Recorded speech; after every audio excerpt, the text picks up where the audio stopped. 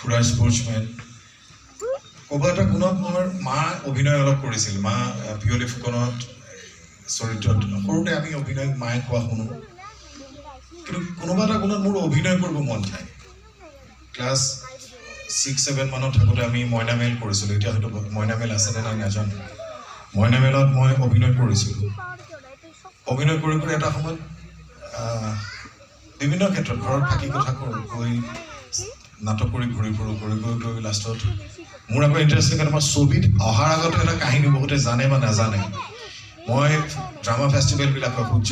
বৰা নাটক সূৰ্য ভূঞা নাটক হয় আমাৰ জ্যোতিৰূপাৰ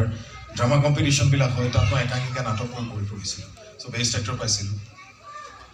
এবাৰ মোৰ ফটো এখন ৰূপকাৰ বুলি এখন মেগাজিন আছিল বাইদেৱে মনত আছে চাগে ৰূপকাৰ মেগাজিন সেই সময়ত পবিত্ৰ কুমাৰ ডেকা যায় পবিত্ৰ দা এতিয়া আমাৰ মাজত নাই কিন্তু ৰূপকাৰ মেগাজিনখন এটা সত্ৰাধিকাৰী সম্পাদক আছে চ' মোৰ ফটো এখন ওলাইছিল ৰূপকাৰত তেতিয়া ব্লেক এণ্ড হোৱাইট ওলাই ফটো বেষ্ট এক্টৰ পাইছিলোঁ মই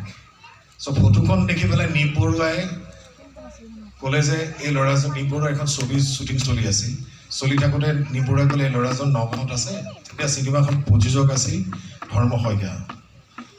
আমাৰ ডিপজিটৰী চিনেমা হলত শইকীয়া প্ৰডাকশ্যন যোনে ককাদেউতা নাতিহাতীৰ পৰা বিভিন্ন ছবি প্ৰযোজক আছে ত' মোৰ ঘৰত গ'ল ক'বলৈ কৈছে তোমাক নীপ বৰুৱাই বিচাৰিছে আহিলোঁ কিন্তু কাহিনীটো বেছি দীঘল হ'ব ইমান নকৰোঁ কিন্তু জীৱনৰ প্ৰথম ছবিখন মই আহি পেলাই মোক দেখি পেলাই নীপ বৰুৱাই কৈছে কি ল'ৰা লৈ আহিলে অৱশ্যে নীপ বৰুৱাৰ গাতো ভুল নাই সেই চৰিত্ৰটোৰ লগত মই হয়তো খাপ নাখাওঁ মই একদম জ্যোতি চিত্ৰপথত প্ৰথম দেখিছোঁ নিপন গোস্বামীয়ে তেনেকৈ বহি আছে বা মোৰ ছবিটোৱে জ্যোতি চিত্ৰপথ তেতিয়া নীপ বৰুৱাই কৈছে তেওঁক পঠিয়াই দিয়ে যদি যেতিয়া দুখনমান ষ্টীল তুলি পঠিয়াই দিয়ে দৰকাৰ হ'লে মাটি পঠিয়াম সেই মাটি পঠিওৱাটো আজিলৈকে নাহিল আৰু মই প্ৰথম ছবিখনতে মোক কেঞ্চেল কৰিছিল সেইটো এটা মোৰ জীৱনৰ খুব দুখ লগা বুলি ক'ব লাগিব হয়তো মোৰ এটা জেদ বঢ়াই দিলে যে মোৰ কি আছিল কি নাই পিছৰ কথা কিন্তু মই অভিনেতা হৈ দেখুৱাম ইটছ মাই চেলেঞ্জ আৰু মই হ'লোঁ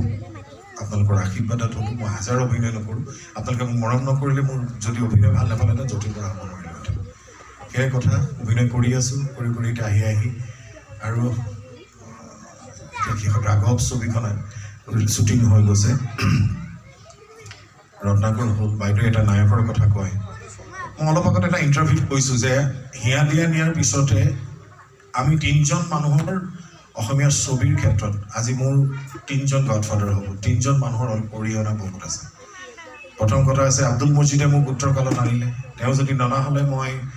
ছবি জগতত সুবিধা নাপালোহেঁতেন মোৰ অভিনয়ে প্ৰথম উত্তৰকাল কৰি মই 5 বছৰ মোৰ হাতত কাম নাই বহি আছিলোঁ সেই উত্তৰকাল চোৱাৰ পিছত বিজু ফুকনে আনিলে মোক দেউতা চিৰিয়েলৰ কাৰণে তেতিয়া সেইটো সময়ত ইমান বেছি চিৰিয়েল কৰিলোঁ মোক পেপাৰত 7 দিনৰ পেজত এটা নাম দি দিছিল চিৰিয়েল কোৰ যতীন বৰা বুলি তথাপিও তাৰপিছত হৈছে মুনিন বৰুৱাই যোনে হিয়া দিয়া নিয়া ছবিখন দিলে সেই ছবিখন